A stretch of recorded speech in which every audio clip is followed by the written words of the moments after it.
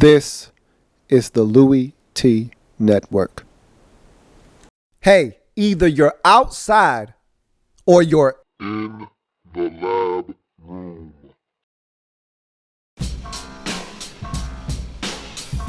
Who else good it, Pete? Me. You're me. Louie Tee, welcome. You are in the lab room. Of course, I am your host, Lou. Thank you for joining me. The last time, I promise, the last time you will see this face before the draft, unless you're a Redskins fan. I think I've got one more video in me, but I am really sick and tired of talking draft. Aren't you tired of listening to people talk about the draft? Aren't you ready for it to just get underway? I know, me too. So, I'm ready. I've been ready. It seems like every year around this time we get antsy right before the draft. Seems like we've been talking about it ad nauseum. I'm about that action, boss. I'm ready, man. Somebody sign me up. I'm ready to go. Let's get this draft started. And so this is the last time we're going to talk draft, being that it's tomorrow. Finally, it will be here. And so the last thing I want to talk about is what teams should do, what teams won't do, and what they ultimately will do with their first round selections. And so let's jump into it quickly. We start with the Tampa Bay Buccaneers.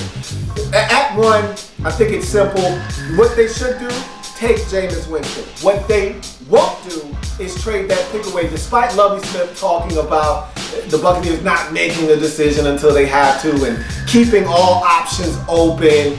No way they're trading this pick away. And what they ultimately will do, pull the trigger on Jameis Winston, which is the right thing to do, and make him their franchise quarterback. Number two, pick 2 belongs to the Tennessee Titans. What they should do at 2, trade that pick away. That is the biggest asset in the 2015 NFL Draft. They can hold that pick ransom and rob someone blind to get Marcus Mariota. That is the prize of this draft. After Jameis Winston, well, we know he's going number 1, so I think the hustle and bustle to move up is going to be tremendous. There are a lot of suitors out there that think Marcus Mariota is the guy for their franchise. If you're the Titans and you don't think he is the guy for your franchise, then you must trade this pick away and acquire assets, because you, my friend, need many football players on your team. Not just 1, not 2. You need as many good quality football players as possible. This pick is going to help you get as many players as possible on your team that can help you try to change the tide in Tennessee. Trade this pick. That's what they should do. What they won't do is draft Leonard Williams. I remember when this process first got underway, the consensus was, hey, if the Titans don't want Marcus Mariota at 2, they're taking Leonard Williams. I don't think that is any longer the case. Either they take Marcus Mariota themselves or they trade that to someone else who will. I think at 2, there's no way the Titans say, hey, we don't want Marcus Mariota. We're not going to trade the pick and we're going to take Leonard Williams. I just don't see that happening. And what will they ultimately do? I think the Titans are getting out of this selection and they will allow someone to come up and take Marcus Mariota. We move on to 3 in the Jacksonville Jaguars. What should they do? Take the highest available player on your board or get out.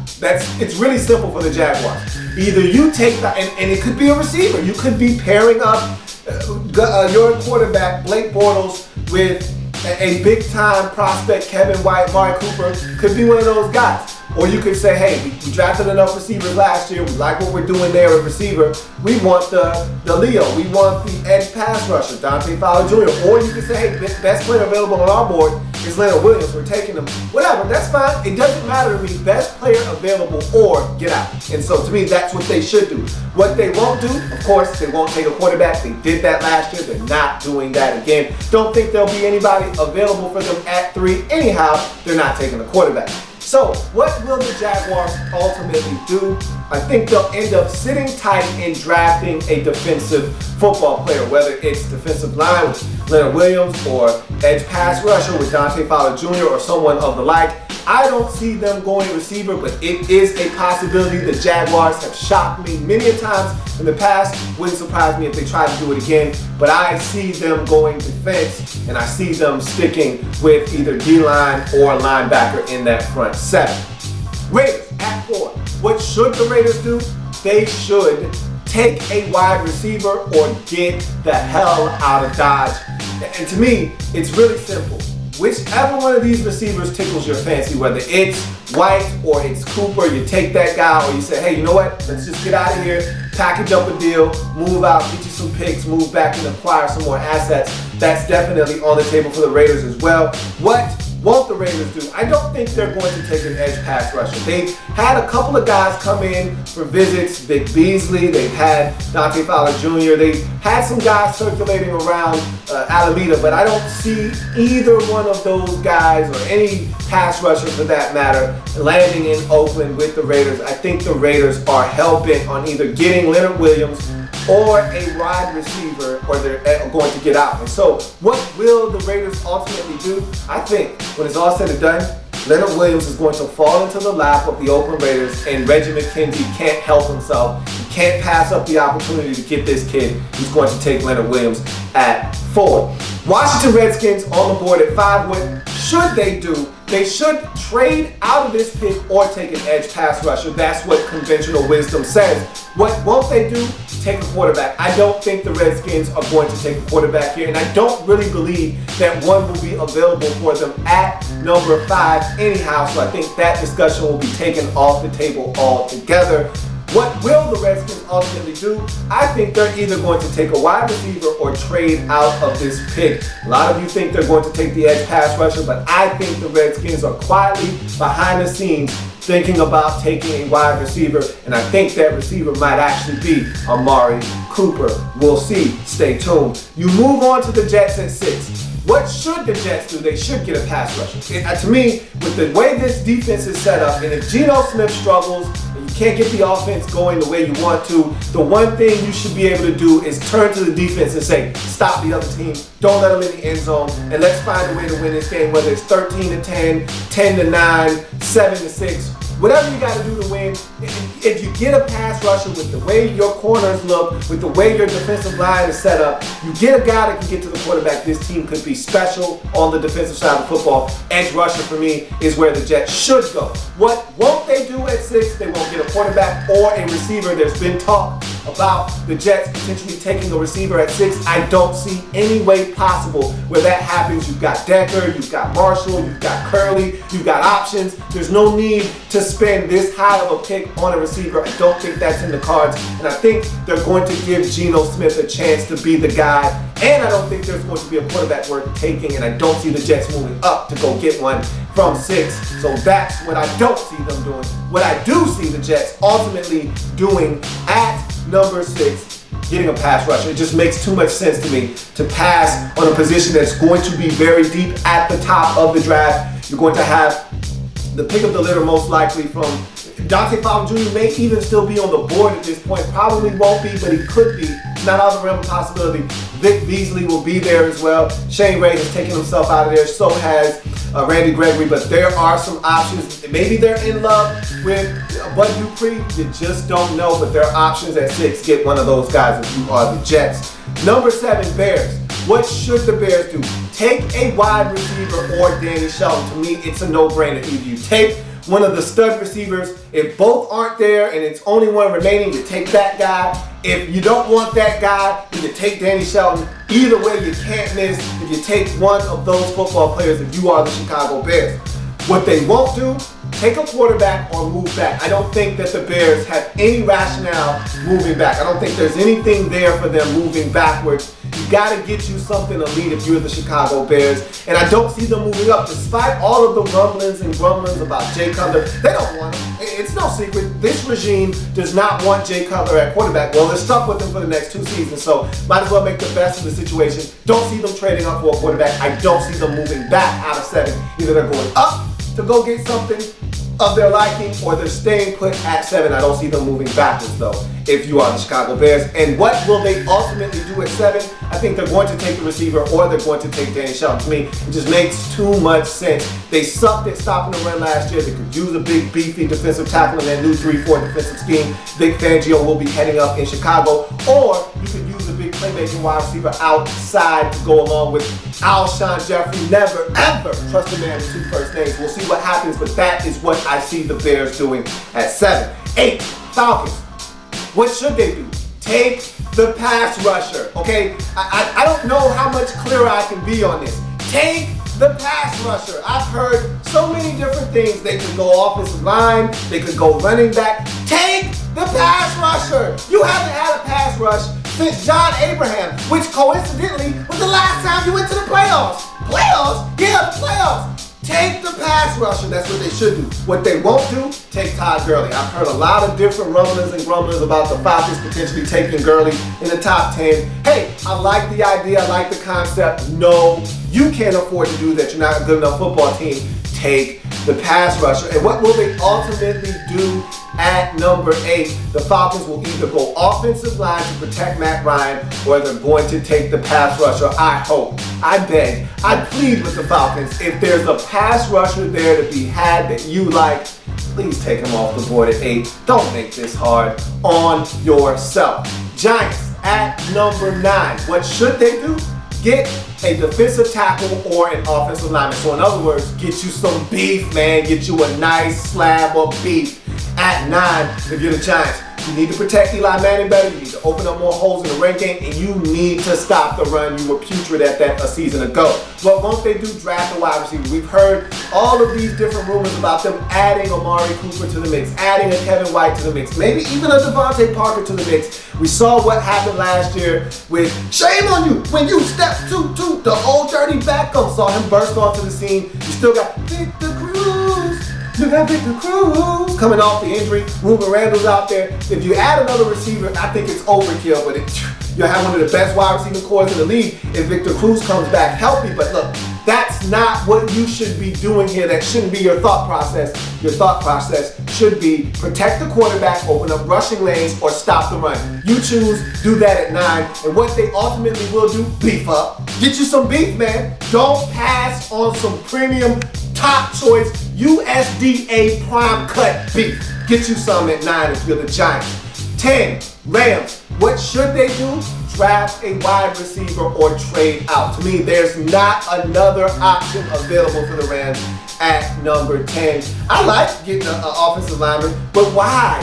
Why, when you can get you a true number 1 wide receiver, or you can get out of Dodge and get you some more stuff and then take an offensive lineman? There's no reason to do it at 10 if you don't have to. What won't they do at 10? Take a running back. Why? You got Trey Mason. I like Trey Mason. Did you not like what Trey Mason did last year? I like Benny Cunningham. And if you want to get a running back, get one later on. There's plenty of guys that can help complement what you already got. You don't need an elite back. You don't need to do that at 10. You got stuff already. Don't take a running back. I don't see the Rams taking a back at 10, even though I've heard Gurley chirping in my ear at 10 to the Rams. I don't see the Rams pulling the trigger on that. What will they do? Draft a wide receiver or trade out. I think that's the plan. I think that's what they want to do. I think they're going to stick to it. Look, you can get you a number. If Devontae Parker is sitting there, really, you can afford to pass up on it. You like Kenny Britt. You don't love Kenny Britt. Tavon Austin is nice, but he's not a number 1. You need to get you one of them things, man, and one is sitting right there dangling in your face. Take him off the board, or trade out and get you some more picks and move back and then get you some value in the middle of the draft. Either way, I don't think you can go wrong there if you are the Rams, but I think you gotta be smart. If the receiver is there and you like him, I say you take him. Number 11, Vikings. What should they do? To me, it's easy. It's 1 or 2 options for these guys. Either you take Trey Waynes at corner, or you take Devontae Parker at wide receiver. If Parker isn't there, then your answer is already in front of your face. You take Trey Waynes, you keep it moving. What won't they do? They won't take a running back. Amid all of the Adrian Peterson rumors, I still don't see these guys taking a running back and try to replace him, even though it would be smart, it would be foresight. If you know you're going to deal this guy, then taking a Todd Gurley at number 11 would make plenty of sense. But again, why do that? You got Adrian Peterson by the cojones. Why you need to go trade him away when he doesn't hold any power in this whole game of tug of war? I say you hold on to him, get you a receiver or a cornerback, and you keep it moving. What will they ultimately do? I don't think Devontae Parker will be there for them at 11. I just don't. At 10, I think that's the hot spot for Devontae Parker. If he's not already gone by 10, I think 10 is the spot to get him, and I think they're going to ultimately have to take Trey Waynes at number 11. Browns at 12.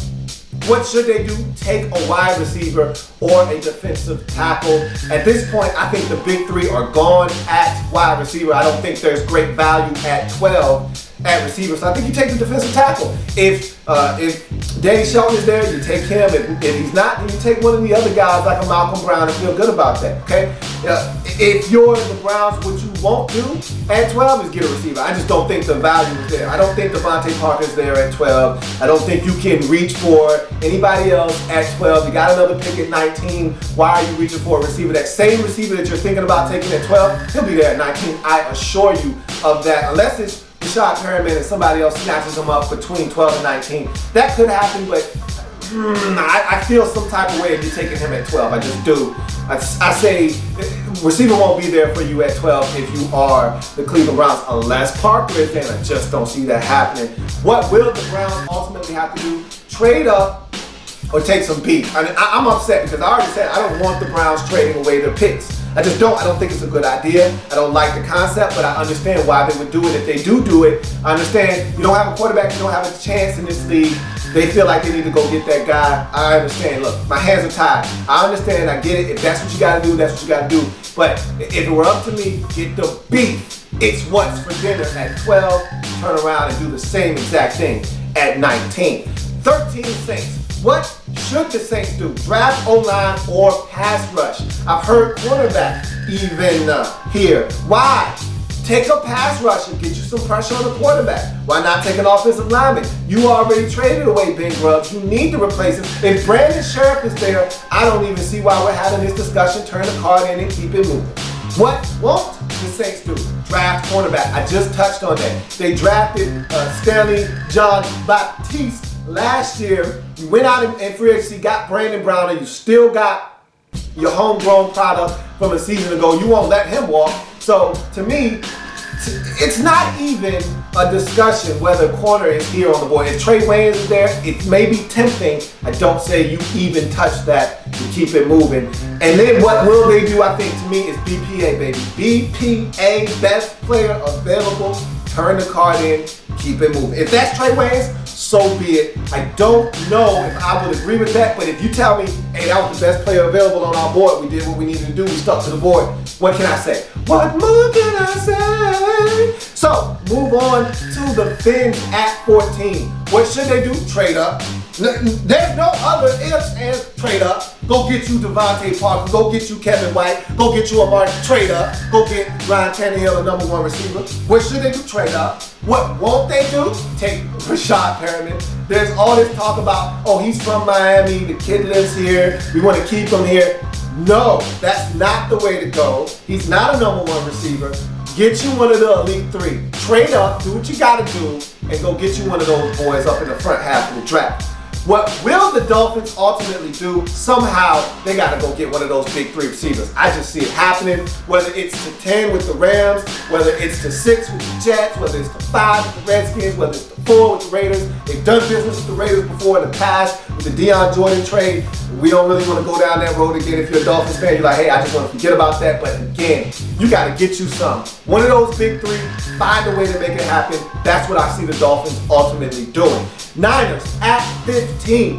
Draft a risk guy. Do I see them doing that? Should they do that? They should draft a risk guy. They should draft a guy like DGB. Okay? Dorial, Green Beckham is what they should do. Okay? But will they do that? Probably not. What they should do is Marcus Peters at corner if that's where they decide to go. But will they do that? Probably not. What won't the Niners do? Draft a risk guy, like I just said, because of what happened last year with Aldon Smith, because of what happened last year with Ray McDonald. There is no way this 49ers franchise wants another black guy. They are trying to stay clean. You know what they will ultimately end up doing? Drafting a character guy. It'll either be a receiver or a cornerback, or it'll even be a defensive lineman like Eric Armstead. Whatever the case may be, they're going to draft a high character guy that they don't feel like will provide them with issues moving forward. They're trying to steer clear. And what they really need to do is go get them a playmaker. Go get them Dorial Green Beckham. Go get them a Marcus Peters. But they're scared because of the red flags. I can't say that I blame them. Texans at 16. No man's land is like what I like to call it. What should they do? Take Todd Gurley or a wide receiver, okay? Now, I don't know if there'll be any value at 16 at receiver. I really don't believe there will be. And you say, why should we take Todd Gurley? We got a running back already in Arian Foster. I get it. But you're going to have to run the football a lot. You're telling me that you're going into the season with Billy Ho, or you're going to have another unproven commodity at the quarterback position. I just don't know how I feel about that. You're telling me you're going with a veteran that has shown you that he's okay, not great, or you're going with a young guy with limited experience. I can't say that I'm comfortable with that. And I also can't say that I'm comfortable with Arian Foster playing 16 games. When's the last time he's done that? Again, you need to run the football. You need to run it a lot. I like Alfred Blue. I know you do too. But do you love him? Do you love him? Is Arian Foster getting any younger? No. The answer to both of those is no. So if Gurley is available, and he probably won't be, you take him. But are they going to do that? What won't the Texans do? Take Todd Gurley. You know why they won't? Because he probably won't even be around for them at 16. The more and more you hear people talk about Gurley, the higher and higher he goes up. I don't think he's going to be around at 16 for the Texans to be able to pull the trigger on him anyway. You look at what the Texans will do, best player available. Whether you view that as an inside linebacker like Stephon Anthony or Eric Kendricks, or you see it as a wide receiver, you see it as offensive line, whatever it is, BPA, make it happen. I see that's what I think the Texans need to do. Chargers at 17. What should they do? Trade up for Marcus Mariota. I don't think there's even a doubt in my mind that's what they should do. I mean, I know Chargers fans don't want to hear, most Chargers fans don't want to hear that because they want to keep Phillip Rivers. I understand. I get that. But to me, trade for Marcus Mariota and start over. That's what they should do. What they won't do, move back. I don't see any value in the Chargers saying, hey, we don't want to be at 17 because we didn't get Mariota. Let's just move back and see what happens. To me, there's offensive line help at 17.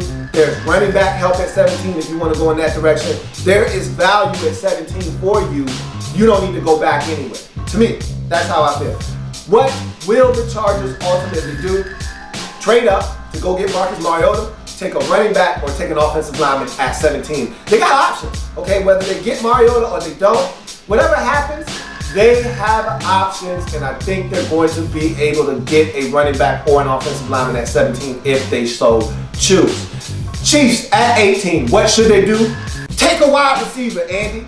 You think Jeremy Maclin is enough? No, it's not enough. You didn't even have an offensive touchdown receiving-wise from any receiver last year. You need more than Jeremy Maclin. You got rid of Dwayne Bowe. You don't have any receivers. So you need to double up. Is he going to do that though? What won't the Chiefs do? Take a wide receiver. I know Andy. I know Andy well, like the back of my hand. Andy's, what will the Chiefs ultimately do? Take some beef, man. That's what Andy does. He takes beef in the first round, either pass rusher or beef. He's going to take some beef and keep it moving. I'm disappointed, but that's what Andy does. Browns at 19. What should they do? Take some beef or take a receiver. Now, at 12, I didn't think there was value at receiver. At 19, I feel differently. Jalen Strong sounds real good at 19, and I think he'll still be there. I know you don't want to take DGB. I would love it if you did. But after Josh Gordon, I can't blame you. I can't blame you for not even entertaining that thought. So, and with Johnny over there cutting up and Justin Gilbert not doing what he's supposed to, I get it. I understand. Again, my hands are up. I'm going to put them behind my back. They tied. I get it. But Jalen Strong sounds like a winner right here if that's what you want to. There's plenty more where that came from. While you're here, subscribe to the channel. If you want more Louie Tee, be sure to follow me on Twitter at In the Lab Room, or you can like the Facebook page at In the Lab Room. That's In the Lab Room on Facebook and at In the Lab Room on Twitter. Don't forget, subscribe to the channel if you haven't already done so.